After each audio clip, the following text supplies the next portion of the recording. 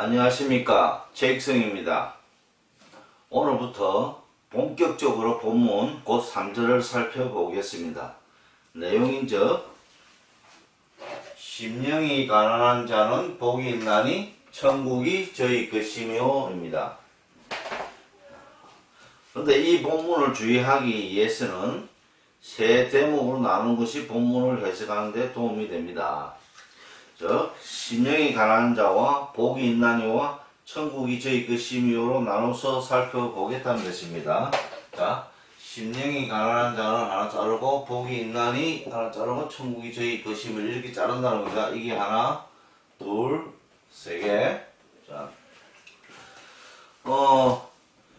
이렇게 자른 이유는 이 각각의 내용이 서로 너무 다른 내용이기 때문에 같이 연결해서 보려면 한 번에 다 알아볼 수가 없다는 겁니다. 그래서 각각의 요 하나 둘 한 대목 두 대 세 대목 각각의 대목을 살펴봐서 총체적으로 연결시켜 보는 구조로 하는 것입니다.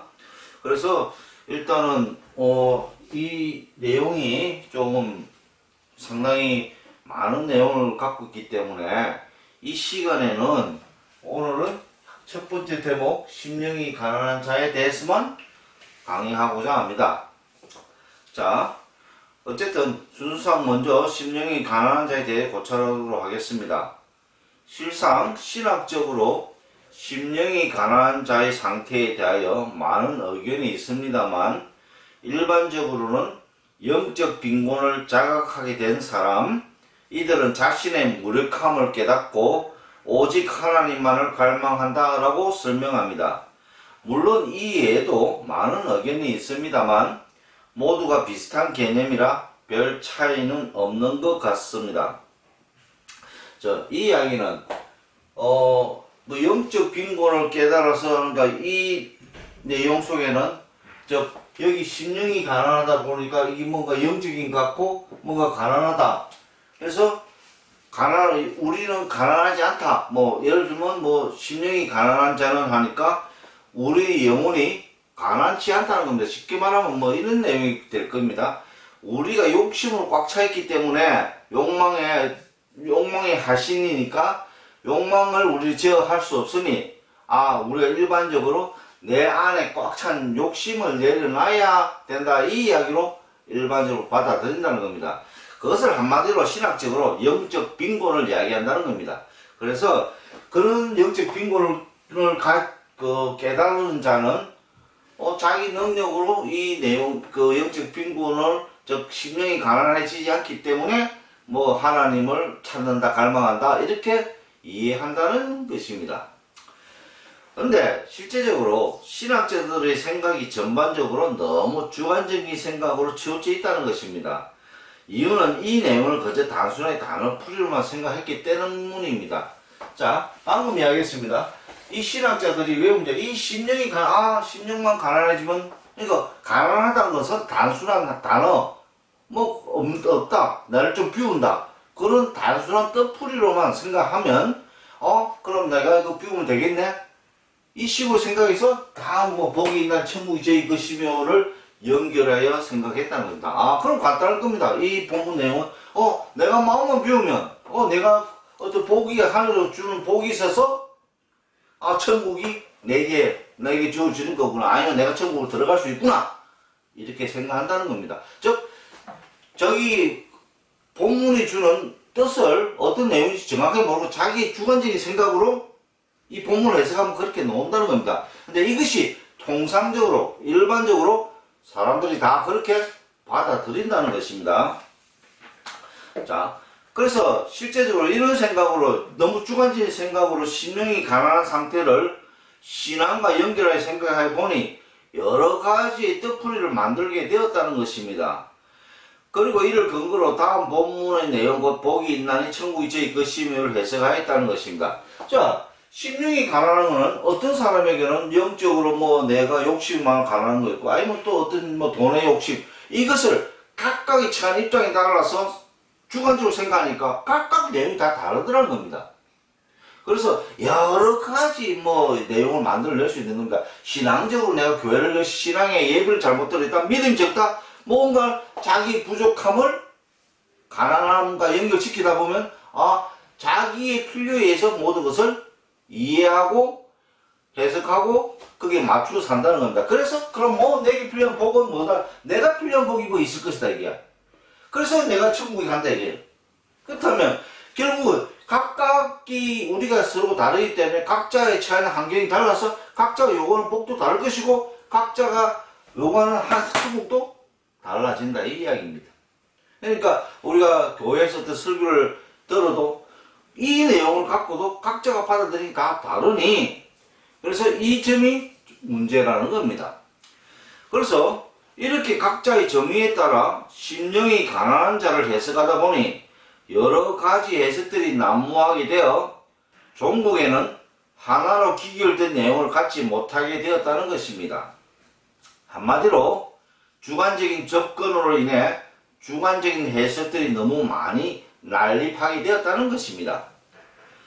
이러므로 본 강의를 시작할 때 이런 폐단을 막고자 절대로 주관적인 생각을 배제하여 객관적인 생각, 곧 예수님의 생각대로, 즉 팔복을 선하신 분은 예수님이니까 예수님의 생각을 기준으로 해야 된다는 겁니다. 그래서 예수님의 생각대로만 본문을 이해하기 위해 본문의 구조를 살피고 또 가르쳐 가라사대의 용법을 사용되어 살펴보았던 것입니다. 우리가 앞에서 팔복의 구조를 봤습니다. 이 내용은 지금 뭡니까? 서론의 개념이었습니다. 뒤에 본론이 있었고 가운데 본론이 있었고 마지막에 결론은 이렇게 있었다 했습니다. 그래서 이 구조를 살폈다는 겁니다.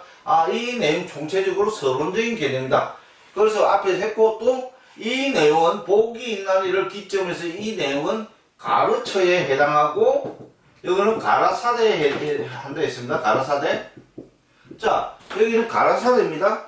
결과적으로 여기는 하나님의 영역, 여기는 우리의 영역입니다. 이거는 우리의 깨우침을 주는 영역이라 이렇게 했습니다. 왜?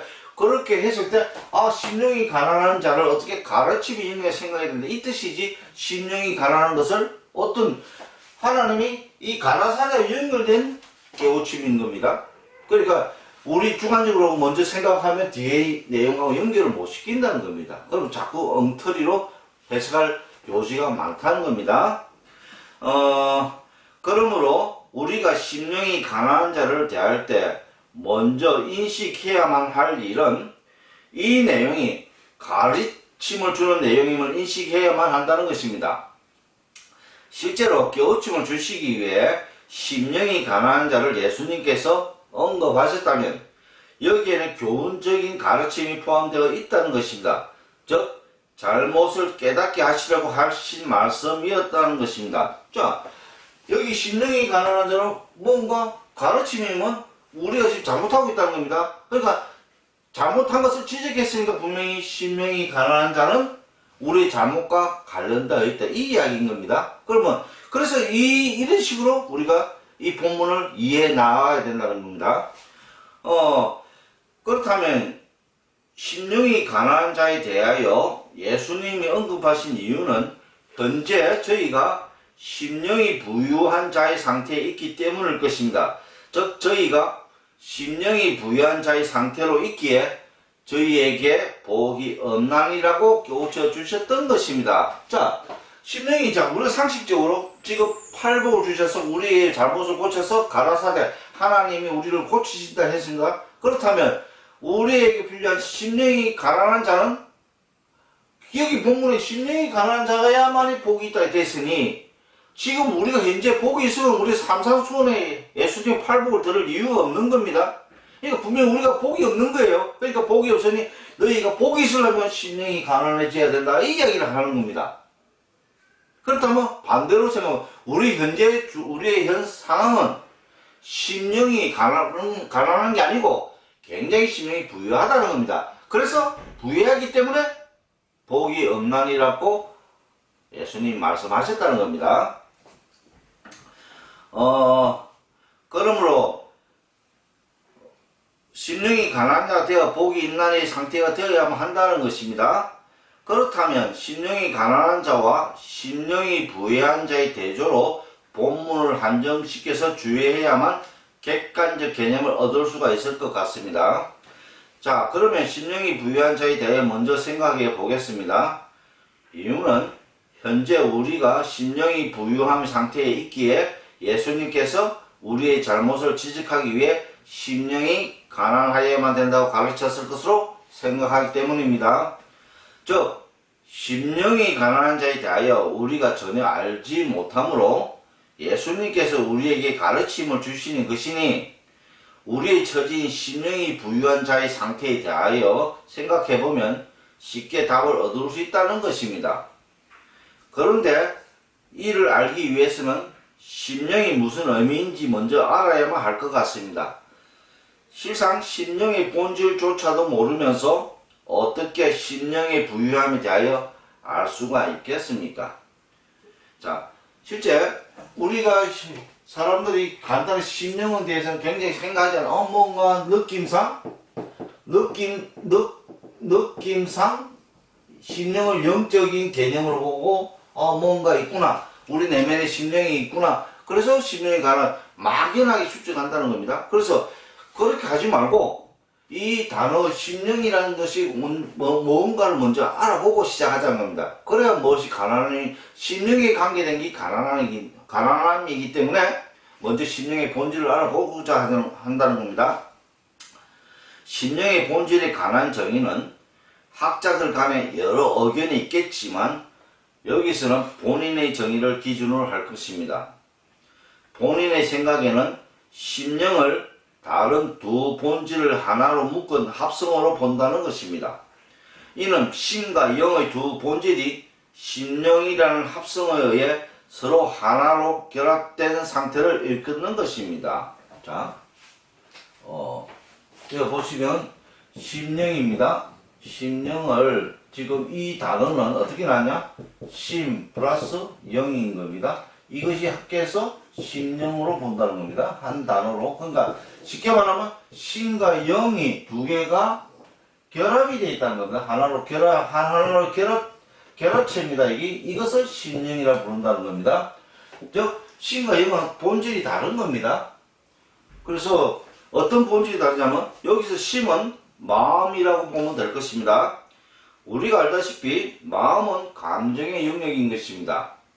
그런데 영은 혼의 상급 기관인 것으로 보이며 이는 이성의 영역을 대표하는 존재라는 것입니다. 그러므로 심령은 감정의 영역과 이성의 영역이 서로 결합되어 한 몸을 이룬 상태를 말하는 것입니다. 자, 방금 이 영은 어디서 심은 마음이니까 우리가 쉽게 추측합니다. 감정의 영역이 알 수 있습니다. 마음은 감정이니까. 그러나 영은 우리가 내면에 영이 있다는 것을 잘 모릅니다. 그러나 우리 내면에 영은 있는데 이 영은 어떤 기관을 상징하냐면 우리가 말하는 혼이랍니다. 혼은 한마디로 이성적 영역입니다. 이성적 영역의 기관입니다. 근데 이 혼의 최상급이 영의 능력이라는 겁니다. 그러니까 어쨌든 영은 또 다른 내용을 품고는 있습니다만 지금 그거는 저희가 풀기 너무 어렵고요. 왜 그러냐면 영은 사실 우리 내면에서 우리가 최종적으로 가져야 될 존재의 영인데 영 안에 사실은 심도 마음도 들어가고 혼도 들어갑니다. 그러나 어쨌든 여기서 예수님께서 분리를 심령으로 했으니 우리가 심과 영을 나눠본 겁니다. 근데 심은 감정의 영역이고 즉 영은 이성의 영역이라고 간단하게 보면 될 것 같습니다. 그렇다면 결국은 뭡니까? 지금 이 예수님 산상순으로 말씀하시는 이유는 우리의 어떤 내용을 만지고 있다? 우리의 내면에 있는 우리 총체적인 내면에 우리는 감정만 있는 것도 아니고 생각 능력, 이성도 있다는 겁니다. 이 두 개에 대하여 지금 이야기하고 계시다는 것입니다. 이렇게 각각의 본질을 정의하고 나니 심령의 부유함을 이해하려면 각각의 부유함을 먼저 이해해야만 함을 이로써 알 수 있다는 것입니다. 즉 심, 곧 감정의 부유함과 영, 곧 이성의 부유함을 각각 알아야만 한다는 것입니다. 이유는 각각의 본질이 다르므로 각 본질에 미치는 충만함이 다르게 작용할 것이기 때문입니다. 자, 심과 영은 다 마음과 감정과 이성은 다른 본질입니다. 근데 여기서 심령이 뭐 부유하다 보면 심도 부유해야 되고 영도 부유해야 되는 겁니다. 둘이 공통적으로 적용되는 단어이기 때문에 그렇습니다.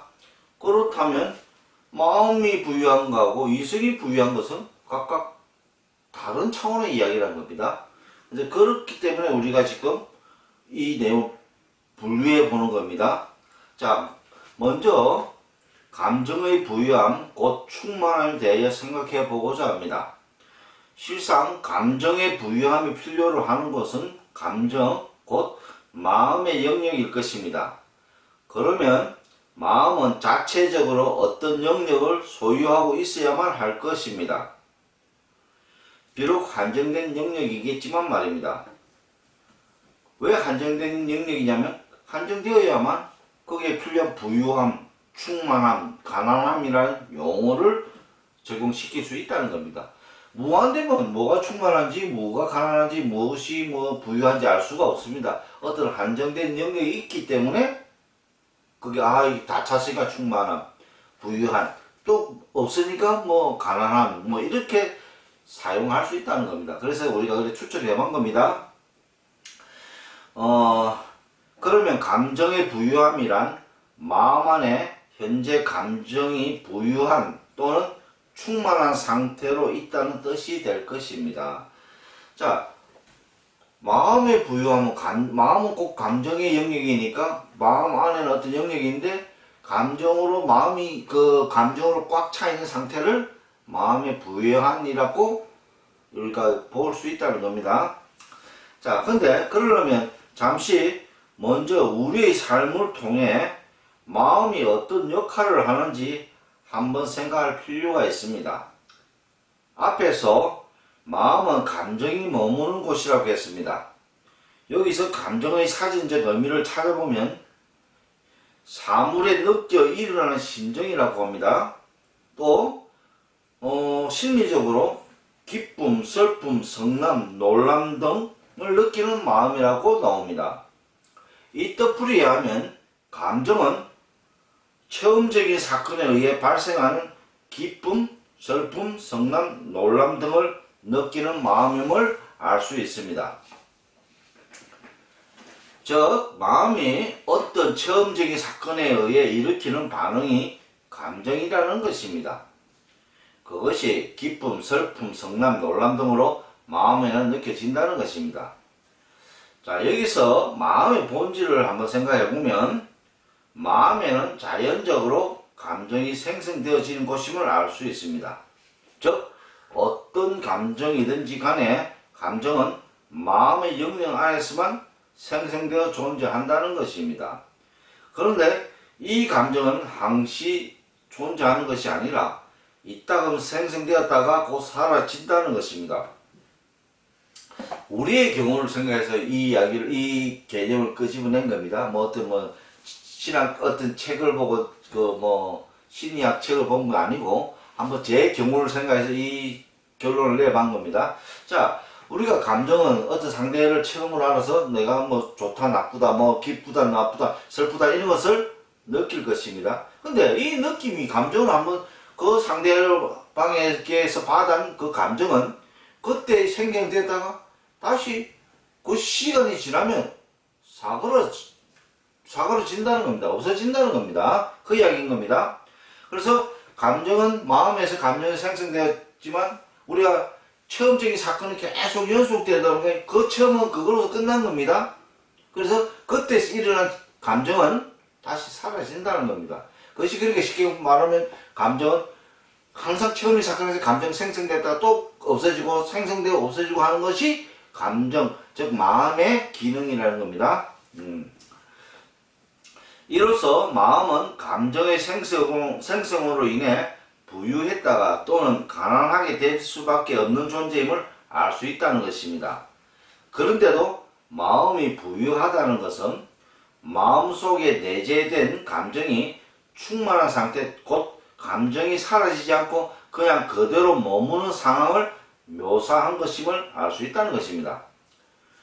그러나 하나의 체험에서 오는 감정은 한순간 마음속에서 충만할 때도 있지만 곧 사라질 수밖에 없다는 것입니다.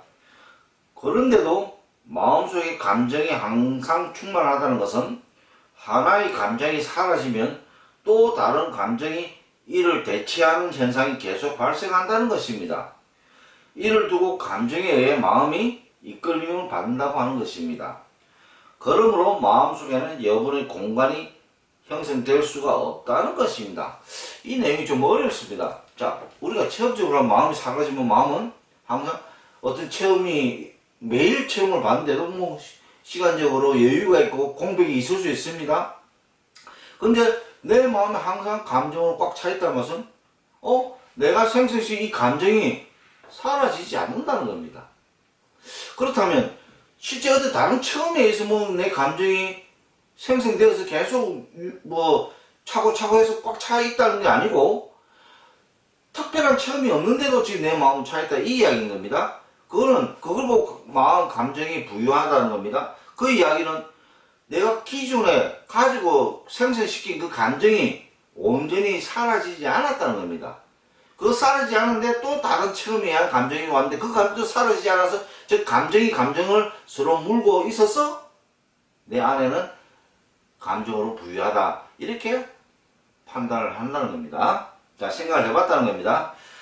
자, 실제로 어떤 체험에 의한 반응에 마음이 움직여 감정이 생성되어야만 하는데도 지금 상황은 체험에 반응하는 것이 감정이라는 것입니다. 이유는 마음의 영역이 감정으로 충만해졌기에 다른 감정을 새로이 생성시킬 수 있는 여유, 곧 공백이 없기 때문입니다. 그러므로 현재 마음속에 존재하는 감정이 느낀 그대로 그 체험과 반응하게 된다는 것입니다. 이런 상황이 발생하는 원인은 마음의 감정을 생성시키고 소멸시키는 조절 능력의 상실 때문입니다. 이로 인해 마음속에서 사라져야만 하는 감정이 그대로 남아있는 채 새로운 감정이 계속 생겨나니 종국에는 감정으로 충만케 될 수밖에 없다는 것입니다. 이것을 두고 마음이 부유한 자라고 하는 것입니다. 자, 이런 상태의 노인자는 처음에서 오는 올바른 감정을 생성시키지 못하여 타인과 원만한 관계를 맺지 못한다는 것입니다. 그 이유는 이미 생성된 예적 혼합된 감정으로서만 타인을 대하니 타인의 감정을 온전히 느낄 수가 없기 때문입니다. 그러므로 일방적으로 항상 자기의 감정을 타인에게 강요하는 결과만을 도출하게 된다는 것입니다. 자, 이 내용 본론은 말이 참 어렵습니다만 간단하게 이야기 그렇습니다. 감정, 사람을 만날 때 그 사람은 각각 만날 때 체험할 때 누군가 무슨 체험을 할 때는 그때 시간과 그때 환경이 각각 다 다릅니다. 근데 예전에 만났던 그 환경 속에서 그 사람과 가졌던 감정이 온전히 사라지지 않으니까 다음에 주위에 다른 그 사람 만났을 때 다른 환경과 다른 시간대에서 만났는데도 옛날에 가졌던 그 감정이 반응하더라는 겁니다. 왜? 내 속에 그 감정이 사라지지 않고 그대로 내재해 있었기 때문에. 그렇다면 지금 새로이 감정을 받아야 되는데 그 새롭게 받으려고 해도 마음이 지금 기능적으로 작동하지 못한다는 겁니다. 그리하여 상대방을 대할 때 새로운 감정을 대하는 게 아니고 옛날 구시대의 감정을 대하니 상대방을 이해하지 못하는 감정으로 대하게 되니 타인에게 불쾌감을 주고 서로가 적대감을 갖게 되는 이유가 마음이 감정이 부유하게 되면 그런 여유가 없어진다는 이 이야기인 겁니다. 그래서 우리가 감정이 쌓이고 쌓였다는 것은 우리 감정을 피워내는 게 마음의 기능인데 마음의 기능이 제대로 작동하지 않는다는 겁니다. 그것이 마음의 부유함의 문제인 것입니다. 다음으로 영이 부유한 자, 곧 이성이 부유한 자에 대하여 알아보고자 합니다. 이성은 생각의 영역을 말하는 것입니다. 그러면 이성의 영역 안에 생각이 꽉 찬 상태를 부유한 또는 충만한으로 보면 될 것입니다. 먼저 이성의 뜻을 찾아보면 사물의 이치를 헤아려 깨닫는 능력이라고 합니다. 그러면 이성도 역시 마음처럼 어떤 체험적인 사건에 의해 일어나는 생각의 능력임을 알 수 있습니다. 즉 어떤 체험적인 사건을 이치로 헤아려 깨닫는 능력이 이성의 역할이라는 것입니다. 그런데 현재 이성의 영역 안에 수많은 생각들로 인해 부유한 상태라고 한다는 것입니다. 이런 상황 속에서 어떤 새로운 사건이 발생한다면 이성은 어떻게 반응하게 될까요? 당연히 사물의 이치를 따져서 깨우침을 얻으려고 할 것입니다. 그러나 이성 안에는 이미 전혀 다른 깨우침에 의한 생각들로 꽉 찬 상태이다 보니 이성이 제 역할을 잘 수행할 수가 없어 결국 기존에 갖고 있던 생각들을 근거로 사물의 이치를 따지게 된다는 것입니다. 실상 현재 이성 안에 존재해 있는 생각들도 이성의 영역 안에서 이미 사라져야만 했던 생각들인데도 어떤 연유인지 각각의 생각들이 이성의 전 영역을 차지하고 있다는 것입니다. 그러므로 어떤 새로운 사건으로 인하여 사물의 이치를 새롭게 생각해야 하는 상황에서 이성은 과거에 생성시킨 생각들로 그 사건에 대처한다는 것입니다. 이런 자를 영이 부유한 자라고 한다는 것입니다. 자, 이 말은 이성도 마음처럼 생각으로 꽉 차 있다는 겁니다. 이 머리에. 이 머리인데 이 생각도 어떤 사물의 체험적인 사건에서 거기서 이치를 경험적으로 이치를 헤아려 깨달았습니다. 깨달아서 그 이치를 이해하고 깨달았으면 그걸로 끝났으면 그 생각이 사라져야 된다는 겁니다. 근데도 이성이 그 생각들의 잔재가 계속 남아 있었다는 겁니다. 그러다 보니까 또 많은 다른 체험에서 오는 많은 생각들로 이성이 머리가 복잡하다는 겁니다. 그러다 보니까 새로운 사건, 새로운 체험에 의한 어떤 깨달음을 얻어야 되는데 이성이 모든 생각을 꽉 차 있으니 이성의 기능이 마음처럼 작동하지 않는다는 겁니다. 생각을 비우지 못했으니까 어떤 공백을 만들지 못하니까 생각을 만들어도 주입시킬 방법이 없다는 겁니다. 그러니까 어떻게 합니까? 분명 반응을 합니다. 기존에 갖고 있는 생각들이 이성을 하고 저거 옛날에 체험했던 그거야? 그런 식으로 생각해낸다는 겁니다. 이런 상태를 이성이 부유한 상태라고 한다는 것입니다. 자, 다음으로 넘어가기 전에 왜 이성이 제 역할을 다하지 못하는지 그 원인에 대해 한번 생각해 보니 아마도 이성의 사물의 이치를 깨닫는 능력의 부족함이 이런 상황을 불렀다고 봅니다. 즉 이성의 깨달음의 정확성의 결핍으로 말미암아 생성된 개념들이 사라지지 않고 계속 이성 안에 머무르고 있었다는 것입니다. 이런 와중에 또 다른 사물에 대한 온전치 않은 지식이 끊임없이 들어오게 되니 결국 생각들로 이성이 충만케 될 수밖에 없었다는 것입니다. 자, 방금 이야기한 겁니다. 이 원인이 이성이 어떤 사물에 대한 어떤 정확한 깨우침을 얻었다면 그 완전한 지식을 얻었기 때문에 이해하고 그 깨우침이 사라질 것입니다. 사라져야 된다는 겁니다. 그런데 지금 문제는 그 깨우침이 뭔가 불완전하니까 이 생각 속에 맴돌고 있다는 겁니다. 그 잔재의 생각들이. 그것이 다른 체험과 섞여서 지금 복잡한 생각 개념을 갖게 되었다. 이 이야기인 겁니다. 자, 그래서 하여튼 이성도 지금 문제가 있다는 겁니다. 이 부유한 상태에 있다는 겁니다. 자, 여하튼 심과 영의 기능의 마비로 인해 심령이 부유한 자가 될 수밖에 없음을 이룰 알 수 있게 되었다는 겁니다. 자, 마음도 이 문제가 있었고 이 생각도 이 문제가 있었답니다. 즉 마음도 지금 기능을 제대로 할 수 없고 이성도 지 생각을 컨트롤할 수 있는 기능을 다 상실했다 이 이야기인 겁니다. 그것을 심령이 부유한 자의 상태가 그렇다는 겁니다. 각각 기능적 상실을 가져온 자의 상태가 심령이 부유한 겁니다. 이제 심령이 가난한 자에 대해 살펴보면 심령이 부유한 자의 반대 개념으로 받아들이면 되겠습니다. 그러면 신곧 마음이 감정으로 충만치 않게 즉 가난한 상태가 되어야만 할 것입니다. 이는 마비된 마음의 능력을 다시 회복시킨다는 것입니다. 만약 마음의 영역 안에 충분한 공간이 형성되면 마음이 처음으로부터 오는 올바른 감정을 생성시킬 수는 있다는 것입니다. 비록 전에는 마음이 처음에 의한 온전한 감정을 생성시키고자 하여도 공간이 없어서 만들지 못했다는 것입니다. 그러나 마음이 가난해지면 마음이 온전한 감정을 생성시킬 수가 있다는 것입니다. 즉 마음의 기능이 되살아난다는 것입니다. 실제 우리 감정에 어떤 영역이 꽉 차이니까 어떤 감 새로 만들어도 들어올 데가 없다는 겁니다.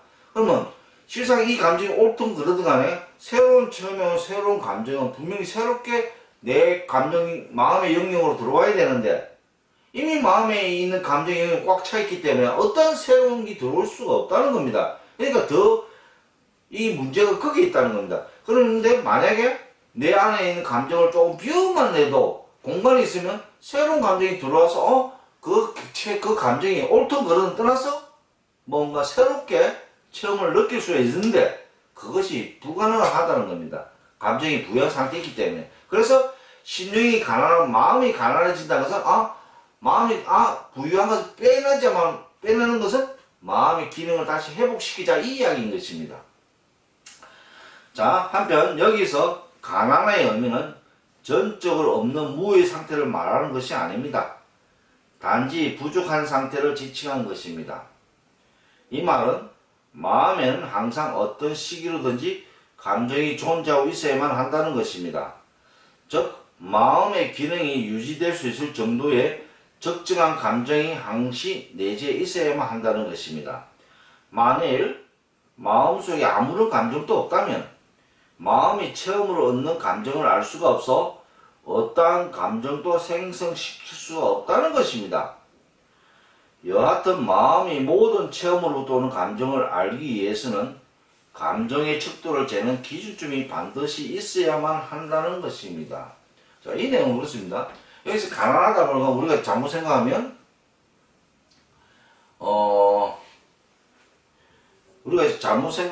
이 문제는 가난을 다 비워버린다. 비워버린다고 생각할 수도 있다는 겁니다. 그래서 그게 아니라는 겁니다.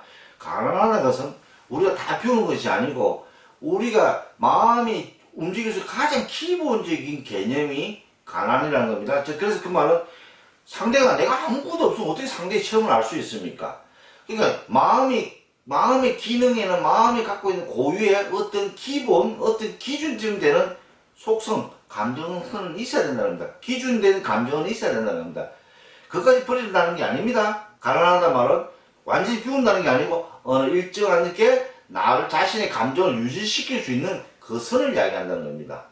자, 이와 같은 상황이 이성에게도 똑같이 적용됨을 유념해야만 합니다. 비록 상황은 다르겠지만 원리는 같습니다.